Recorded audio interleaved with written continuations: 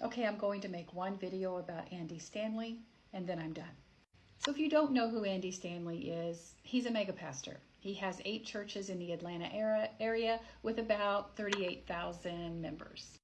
In September, he held a conference to help Christians become more loving and welcoming, specifically to LGBTQIA+ children.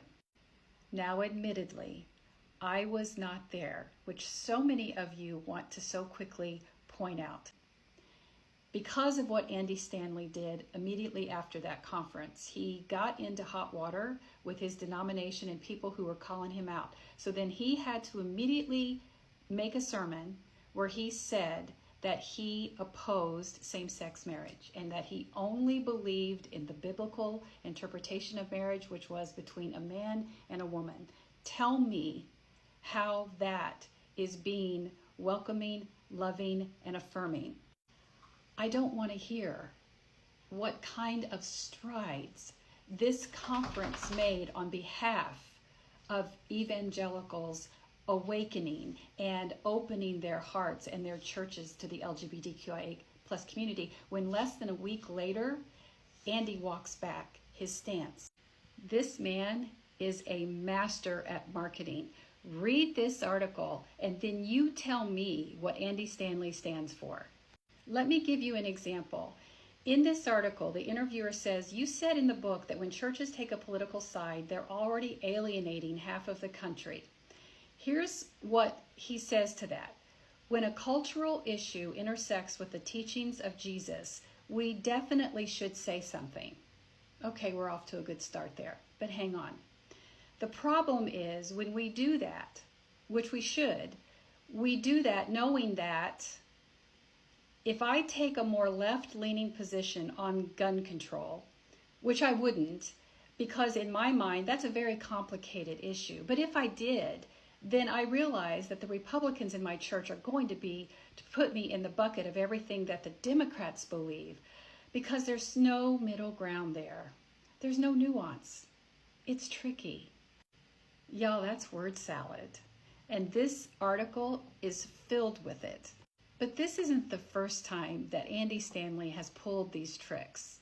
And this isn't the first time I've called him out. Watch this video from January. So I have a different take on this video from Mega Pastor Andy Stanley. Watch this video, then let's talk about it. And do you continue to step foot in knowing at any moment you may feel ostracized? No place. I'm telling you, the gay men and women who grew up in church and the gay men and women who've come to faith in Christ as adults who want to participate in our church, oh my goodness. I know 1 Corinthians 6 and I know Leviticus and I know Romans 1. It's so interesting to talk about all that stuff. But just, oh my goodness. Now you can search Andy Stanley and find all of that video. But did you catch what he said? He mentioned the clobber verses, but he didn't denounce them. Based on my experience, it sounds to me like he's ensuring that he will have people in the pews tithing and protecting his volunteer base. Because Andy Stanley isn't saying it here, but I guarantee you that he still believes that being gay is a sin. Now, I'm tagging that video below so you can see it because I also bring up in the video that he has a very famous member in his congregation, Marjorie Taylor Greene. And we aren't the only ones who are frustrated with the fact that Andy Stanley has never denounced her or called her out on her behavior. In fact, here's an article explaining a petition that was going around in March, encouraging Andy Stanley to call her out. As far as I can tell, Andy Stanley has never acknowledged that position and has never said anything specifically against Marjorie Taylor Greene. He continues to issue statements similar to that CNN article. And y'all, I have searched high and low.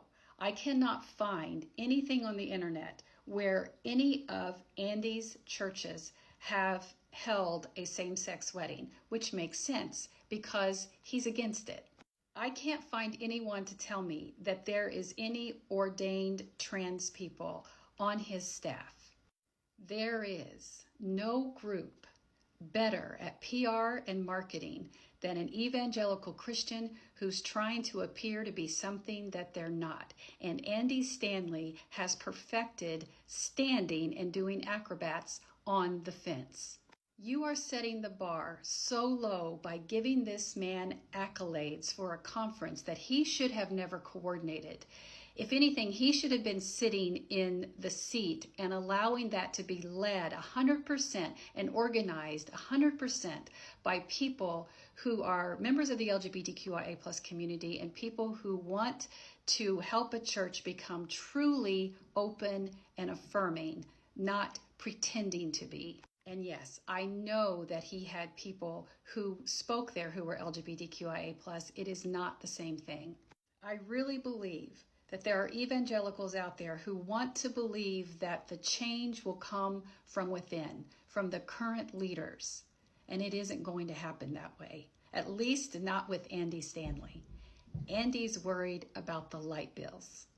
And y'all need to stop putting him on a pedestal. Do not come at me and have the nerve to tell me that he has called out our government, that he's called out leaders. He's done nothing of the sort. He has done nothing but continually offer word salad. He's not an ally. He's not a safe person, and his church should not be put on a pedestal. Now I'm done. Now, for those of you who unfollow me because of this, I completely understand. But as a cisgender hetero person who's trying to be a helpful ally, I came out to talk about this because this is harmful theology. This is passive conversion therapy when you are gatekeeping an aspect of a person's humanity and calling it sacred and calling it holy and calling it Jesus-like. It's nothing like that.